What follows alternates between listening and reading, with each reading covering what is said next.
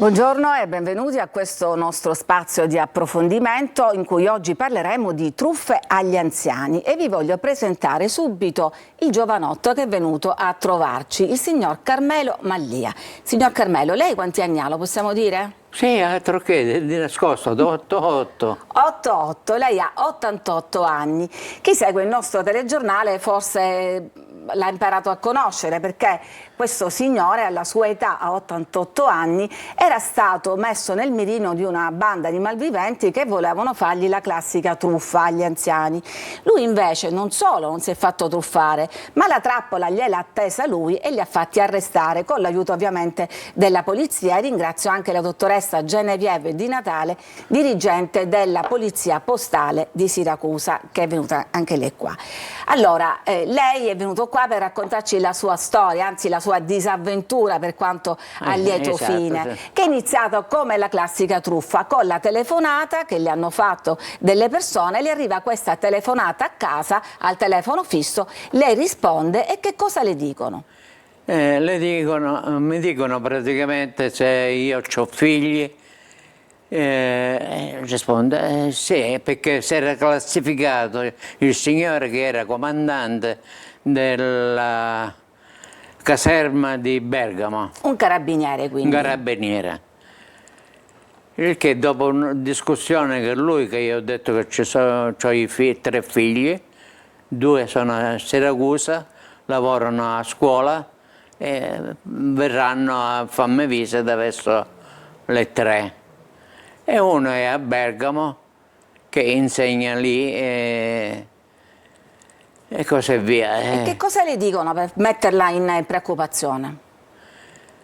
Dicono praticamente che quello di Bergamo ha fatto un incidente abbastanza rilevante, tra cui la persona che ha subito deve essere ricoverato in ospedale e ci vogliono praticamente 9.650 euro per riparare i danni. riparare i danni. Dice, Guardate, se si no? può chiudere così alla chietichella. Ecco, e questa è la classica premessa di tutte le truffe. Guardate, non so se la regia lo può inquadrare, questa è la cosiddetta ricevuta che questi truffatori gli hanno fatto firmare, c'è scritto appunto 9.650 euro che lui delego al pagamento a un tribunale, questo sedicente avvocato che fra poco sentirete che si presenta con tanto di IBAN e di firma che doveva consegnare all'avvocato. Le dicono questo, lei ha capito subito che era una truffa? Istantaneamente, nel semplice motivo, avendo avuto dell'esperienza, ho capito subito. E allora cosa ha fatto? Mi trovavo io che dovevo fare una telefonata con il telefonino, mentre che parlavo con lui, facevo il 112. Quando ho battuto per telefonare, ho preso il telefono di casa, l'ho passato a mia moglie, ci ho detto senti, e mi sono allontanato 2 metri. Per non farsi sentire, per non farsi quasi sentire. 5, e ho maccato il 112. Ho detto guarda, c'è un signore che vuole dei soldi, guardi che è una truffa. Sì, io l'ho capito. Ora lei mi deve dire che cosa deve fare. Ma ce l'ha in linea? Sì, ce l'ho in linea. Tenga più possibile. Stiamo arrivando. Stiamo arrivando. Quindi pensate che in questo punto entriamo nel vivo di questa situazione anche un po' complicata, perché sta arrivando la polizia, lui ha il compito di trattenerli. E la polizia arriva in quanto tempo? Per me è dai 6 ai 10 minuti, poi di preciso Dottoressa, in quanto siete arrivati? 6 minuti e mezzo. 6 minuti e mezzo, esattamente, quindi sono arrivati questi due poliziotti. Queste due poliziotte hanno bussato a mia moglie, non aprire! Ma come non aprire? Perché non si sapeva più se erano i truffatori o la polizia. Esatto. Invece la polizia è arrivata prima. La polizia è arrivata prima perché loro hanno sbagliato l'indirizzo, avendolo preso cosa Da dei, 112. esatto, se ne sono andate a metà strada. Hanno sbagliato, lì quindi le non hanno dato c'erano- anche il tempo di organizzare Esatto. questa trappola al contrario, perché a questo punto a casa c'eravate lei, sua moglie e due e poliziotti. due poliziotti. Il che praticamente venendo... Ma in tutto cioè- questo lei aveva paura? No, io ero calmissimo, tutto potevano parlare, tutto per me era proprio fissato Lucido. lì, lucido e calmo. Ma fra l'altro lei mi raccontava che le dicevano, ma lei ha parlato con qualcuno? Sì, e siccome furbamente l'aveva capito, questo signore, e Lei ha io, dovuto recitare, insomma. sì, altro che recitare, io ho cominciato a gridare a mia moglie, poveretta, poveretta, ci ho detto sei sorda cosa, gridando all'impazzata. Anche per fargli Comunque, capire che era agitato. esatto, proprio una cosa un po' spaventosa. Se qualcuno praticamente passava da lì, dice ma questo qui è impazzito. Quindi lei gli ha fatto capire di essere caduto nella trappola, che era disponibile a dargli cosa? Cosa doveva dargli? Oh, dovevo dare i soldi ci ho detto non ce n'ho, io ho un orologio proprio che ce l'ho qui, questo orologio, una collana che aveva mia moglie, dice c'è il monile, no non c'è, non ho visto E praticamente. la fede lei non ce l'aveva? Non gliel'hanno chiesta la fede?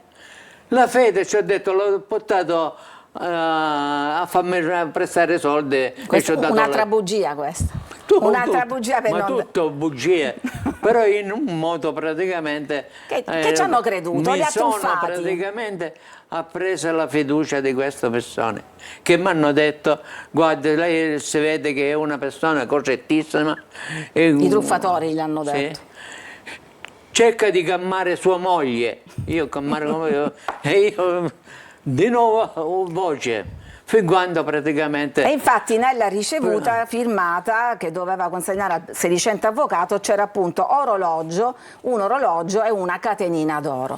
Insomma, succede tutto questo, arrivano i poliziotti e a un certo punto anche questo falso avvocato bussa alla porta. Esatto, bussa alla porta e io le ho aperto. Ci ho detto si accomodi. Ha fatto un passo, stava facendo il secondo passo. Io ho visto prima di tutto gli occhi sorridendo all'inizio, poi ho visto che gli occhi dell'avvocato se n'è andato a guardare il tetto. Guarda, Perché cosa era successo? non lo so, Non lo perché sa è neanche. un'americanata proprio, una cosa spaventosa, che se dovesse prepararla, perlomeno ci vorrebbe una giornata. Dottoressa, l'americanata è stato questo blitz tempestivo dei suoi uomini che sono arrivati là in maniera velocissima e hanno bloccato questa donna, anzi la coppia. Sì, perché una volta che la donna è entrata in casa, la prima cosa è stata quella di mettere in sicurezza sicuramente il signor Carmelo e la moglie e quindi di allontanare la donna e contemporaneamente c'era un'altra pattuglia di uomini al di fuori dell'edificio che ha rintracciato il complice che si trovava in macchina e tramite le evidenze che abbiamo raccolto siamo riusciti a collegare che effettivamente erano insieme. Quindi lei è stato il protagonista, anzi l'eroe di questa americanata, di questo film, insomma. Esatto, ma solo di questo. Però le ripeto, per me è stata la calma e non perdere il filo, anche se ci siano state le voci di mia moglie.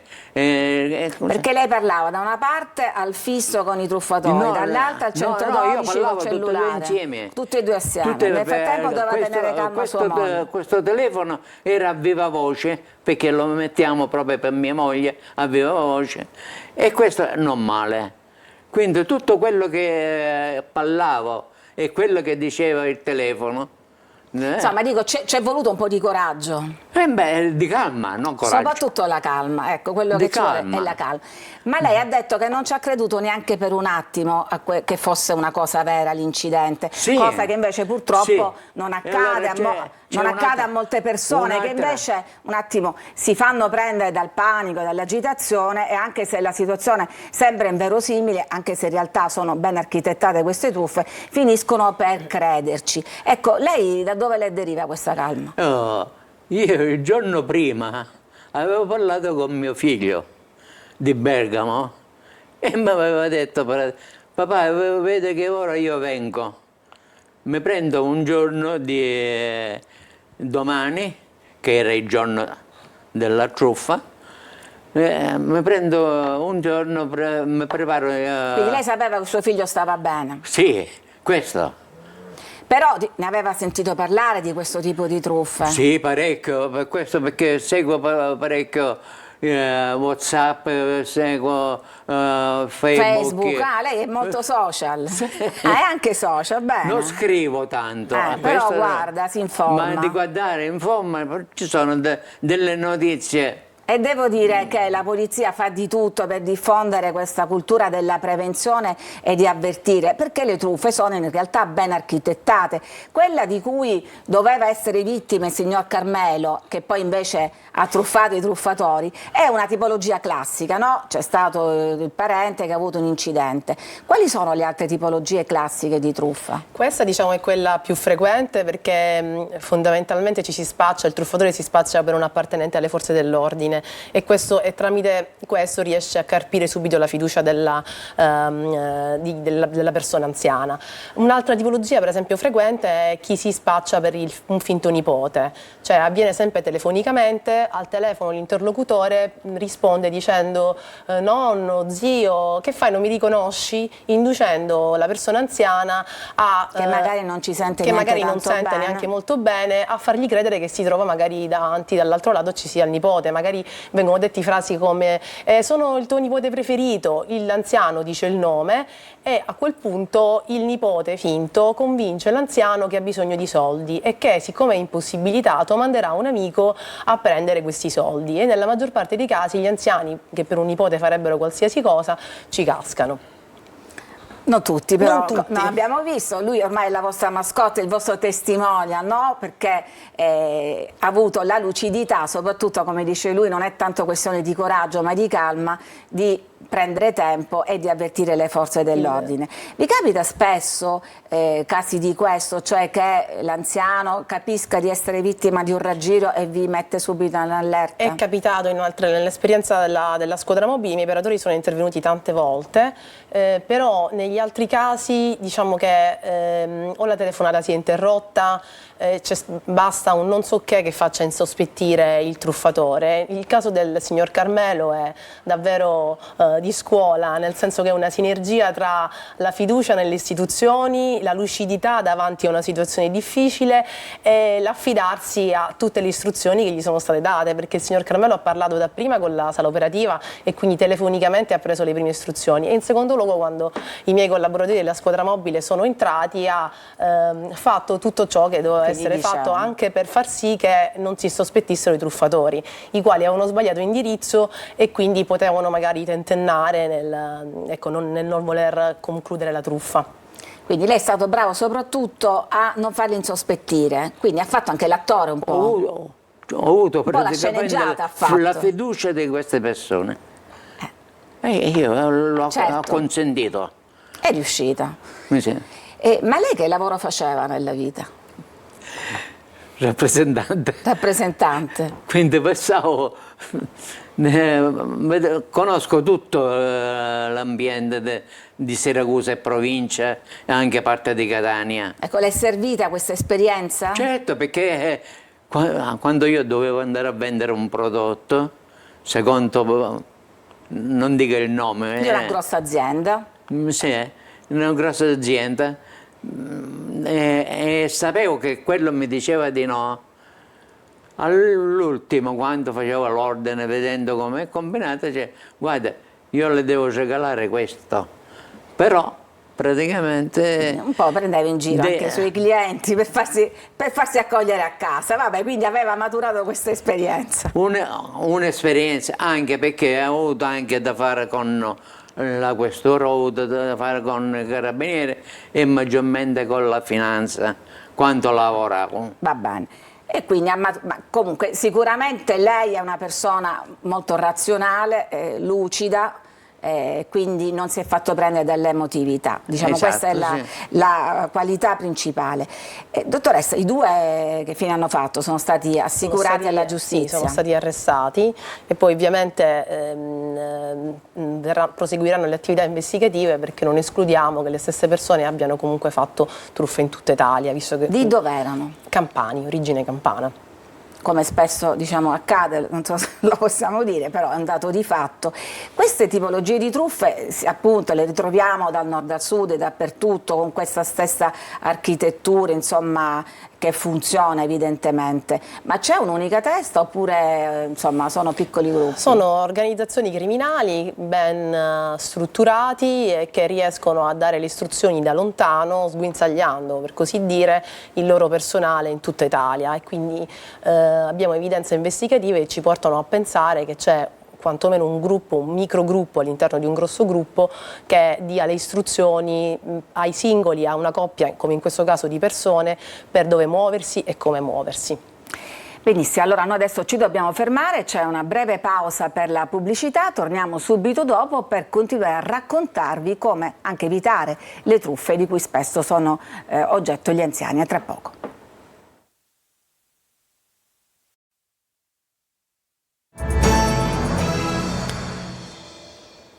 Ed eccoci di nuovo in studio per continuare a parlare di truffe agli anziani. Vi abbiamo raccontato la storia del signor Carmelo Mallia, che alla tenera età di 88 anni non solo non è caduto nel tranello, ma è riuscito a tenderlo lui il tranello ai truffatori e a farli arrestare. Con noi c'è anche la dottoressa dirigente della squadra mobile di Siracusa, Genevieve Di Natale. Il signor Mallia ci diceva: non è questione di coraggio, ma è questione di calma e di lucidità, quella che spesso manca appunto alle persone di una certa età. Allora abbiamo chiesto ad uno psichiatra, Antonino Petralia, direttore di psichiatria del Policlinico di Catania, perché gli anziani sono più vulnerabili da questo punto di vista. Ascoltiamolo. L'età media è sicuramente aumentata e a ciò non ha corrisposto, forse anche per colpa di noi che siamo tecnici, che ci occupiamo in modo specifico del cervello, di non essere riusciti a proteggere con interventi adeguati quello che è il fisiologico decadimento cognitivo che accompagna il soggetto anziano. Dall'altro lato, dicevo, un aspetto di tipo sociologico, nel senso che la frammentazione di quello che era il cordone protettivo, che in qualche modo costituiva una sorta di cordone sanitario attorno all'anziano, costituito dai figli e dai nipoti, da tutta la famiglia in generale, ha portato l'anziano a essere solo, in balia di chiunque si presti o faccia finta di prestare attenzione a lui e alle sue problematiche esistenziali. La combinazione di questi due fattori ha determinato una miscela esplosiva che ha determinato determina uno stato di quello che noi tecnicamente definiamo in ambito psichiatrico forense suggestionabilità patologica. Diminuisce il potere di critica, diminuisce la capacità di gestire le funzioni che noi definiamo dell'autonomia dell'io, cognitive, organizzative, previsionali, esecutive e decisionali. Ecco, avete sentito, il professore Petralia ha individuato queste due caratteristiche. Da una parte diminuiscono le capacità cognitive, dall'altra gli anziani sono spesso soli e questa miscela esplosiva crea uno stato di suggestionabilità, e questo sicuramente è vero in tantissimi casi. Nel suo caso evidentemente no, signor Carmelo. Lei come fa a tenere attiva la mente? Sia leggere, sia giocare anche a computer. Lei gioca al computer? Anche. E che giochi fa? Questa è una scoperta. Parecchi giochietti ci sono, ma comunque Quindi c'ha WhatsApp, c'ha Facebook, gioca al computer. certo, gioco Quindi. al computer e leggo parecchi libri. Tra cui anche il libro, quello che mi è piaciuto parecchio, è dell'X principale mio. Ah, che Forte. sempre che non facciamo il nome dell'azienda. Vabbè, quindi tiene in allenamento la mente. Sì, sempre. E anche perché c'è mia moglie che mi dà sotto. E la tiene ben attiva. Esatto. Dottoressa, invece a lei voglio chiedere l'altro aspetto che forse voi dovete spesso fronteggiare, cioè la ferita, le conseguenze che questi anziani che si sentono truffati, deprivati e faccia a faccia con questa debolezza e voi poi li incontrate proprio a quel punto. Sì, anzi, proprio questo aspetto che lei ha sottolineato fa sì che a volte gli anziani non denuncino. Perché quello che abbiamo Si riscontrato vergognano. è il senso di vergogna. Vergogna perché si sentono sminuiti, hanno paura anche di raccontarlo ai figli e pensano di essere stati raggirati e questo senso di vergogna li blocca fondamentalmente. In qualche caso ci è capitato che poi noi tramite chiacchierate, amici di amici, poi abbiamo convinto l'anziano a denunciare. Però ecco, è un aspetto da non sottovalutare sia nella fase che poi porta l'anziano a denunciare che nella fase successiva dove anche per parecchio tempo l'anziano che denuncia comunque vive questa situazione di grande vergogna anche rispetto alla famiglia. E allora, visto che siamo un po' in chiusura, vogliamo dare un incoraggiamento agli anziani, invitarli a denunciare, insomma, che ci sono sempre le forze dell'ordine pronte, come in questo caso, a intervenire. Sì, io credo che avere fiducia nelle istituzioni e l'informazione, che in questo caso a mio avviso corrisponde con la prevenzione, perché la consapevolezza anche da parte dell'anziano che esistano tipologie, queste tipologie di truffe fa sì che lo faccia mettere in alert quando potrebbe incapparci. E la fiducia nelle istituzioni fa sì anche che, come nel caso del signor Carmelo, si affidi all'operato delle forze dell'ordine che prontamente, in questo caso sicuramente tempestivamente, sono sempre al fianco del cittadino. Signor Carmelo, lei invece che consiglio si sente di dare? Prima di tutto di essere calmi. Secondo, praticamente, appena che c'è un'incertezza, telefonate, anche se eventualmente avreste torto, ma telefonate, telefonate e telefonate. Ma lei, ecco, come mai ha chiamato subito il 112 e non ha chiamato un parente? Li voleva inchiodare? Se io chiamo il parente... Gli avrebbe detto è una truffa, ma questo già lo sapeva. Quindi lei li voleva Esatto, prendere. praticamente tutto. Quando io vedo assalire delle persone che non si possono difendere, provo un senso di... Si dispiace, si dispiace. Mi dispiace parecchio. Cioè, qualche cosa magari, qualche esperienza l'ho avuto io, del tutto relativa, ma però cioè, non starsi zitti, parlare. Ecco. Cioè, anche se confidasse una persona Di fiducia, fiducia. parlare. Quindi Parlare. questo è il consiglio del signor Carmelo Mallia, a 88 anni, di Siracusa, che era entrato nel mirino di questa banda di truffatori e invece li ha spediti in galera, diciamo.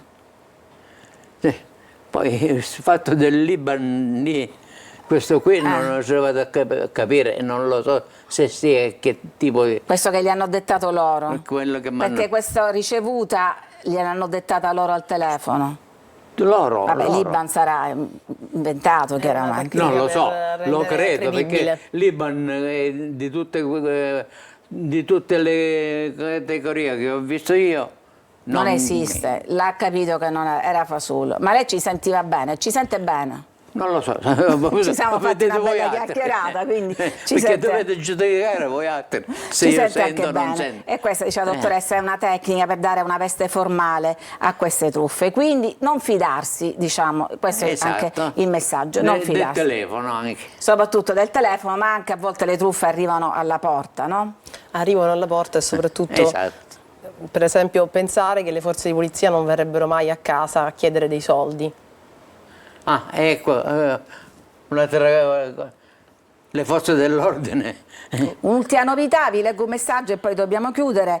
Una novità, ci scrive questo telespettatore, anzi una telespettatrice: a Catania si fermano 2 tizi dentro una classe A Mercedes per chiedere 2 o 1 euro. Ho pensato dopo di prendere il numero di targa, non mi era mai capitato che una Mercedes classe A si fermassero per chiedere 2 euro, chissà che cosa poteva venire dopo, quindi sempre stare attenti alle situazioni anomale. Allora ringrazio il signor Carmelo Mallia, che si è fatta questa passeggiata da Siracusa per venirci a trovare e raccontarci la sua storia, e ringrazio la dottoressa Genevieve Di Natale, dirigente della squadra mobile di Siracusa. Grazie anche a voi che ci seguite come sempre da casa. A tutti un buon pomeriggio.